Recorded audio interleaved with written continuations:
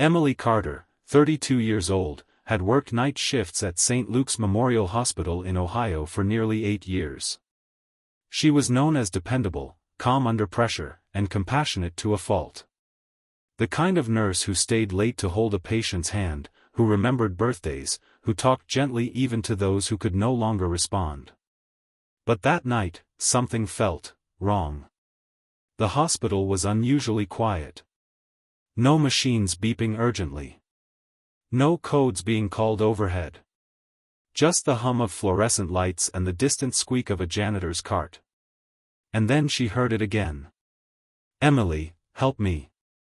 Her heart pounded. She checked her phone instinctively, no missed calls. The nurse station phones were silent. Her pager showed nothing. Still, the voice felt real. Human. Broken. Emily swallowed her fear and followed the sound. The voice led her toward the old West Wing, a part of the hospital mostly abandoned after renovations. Only one room was still in use there, room 317. Emily stopped outside the door. Room 317 belonged to Mr. Harold Whitman, 79 years old. Terminal heart failure. No family visits. No emergency contacts left on file. Doctors had said he likely wouldn't last the week. Emily hesitated. She had checked on him barely 30 minutes earlier. Slowly, she pushed the door open. The room was dim. Moonlight spilled through the blinds. Machines beeped steadily, too steadily. Mr. Whitman lay still, eyes closed, chest rising shallowly. "Mr. Whitman?" Emily whispered. No response. She stepped closer, checking monitors. Vitals were dropping, but not dangerously yet. Still, something felt off. Then she heard it again, this time right beside her ear. "Don't leave me alone." Emily spun around. No one was there.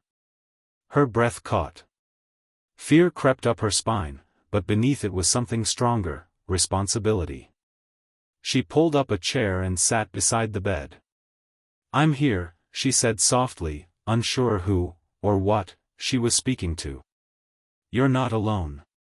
Mr. Whitman's fingers twitched.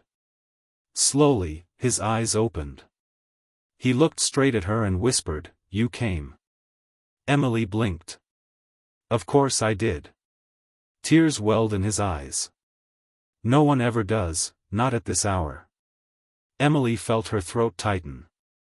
She took his hand. It was cold. Fragile. "I'm here now," she said. "Tell me what you need." He stared at the ceiling for a long moment before speaking again. "I hear them," he said weakly. "Calling me. My wife. My boy." Emily nodded gently.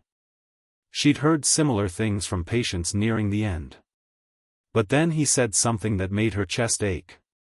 "I was a bad father," he whispered. "I worked too much. Missed birthdays. Missed everything.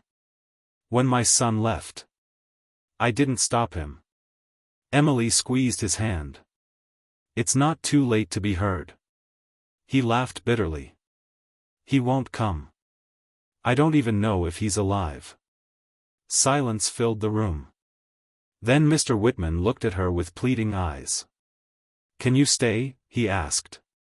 "Just until the voices stop." Emily glanced at the clock. 3:17 a.m. She had charts to finish. Other patients to check. But she stayed. Minutes passed. Then hours.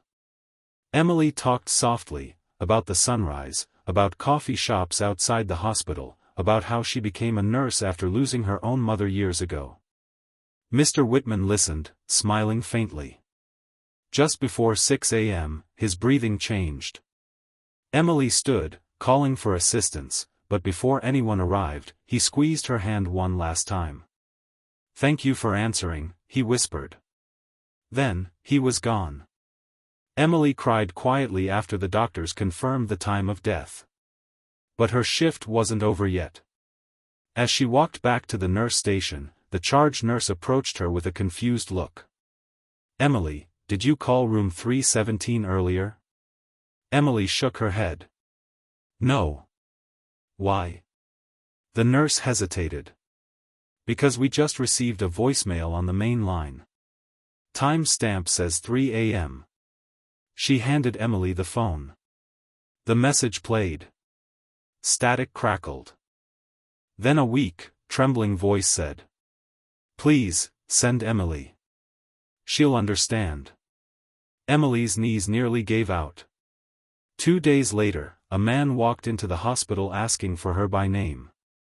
He was Michael Whitman, 45 years old. Mr. Whitman's son. He had received a letter, one his father had written months ago but never mailed.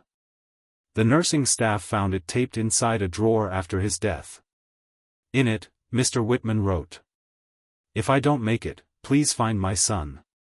Tell him I waited. And tell him Emily was kind to me." Michael met Emily with tears in his eyes.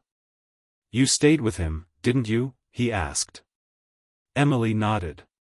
"He wasn't alone," she said softly. Michael broke down. "Thank you," he whispered. "For giving my father peace, and giving me closure." That night, as Emily ended another shift, she walked past room 317. For the first time since that night, it felt quiet. Peaceful. Her phone buzzed, a normal call this time, from her supervisor, praising her dedication. Emily smiled faintly. She had answered many calls in her career. But the one at 3 a.m., the one that didn't come from a phone, reminded her why she chose this life. Sometimes, the most important calls aren't heard with ears, but with the heart. If this story moved you, please like this video, share it with someone who believes in compassion, and subscribe to the channel.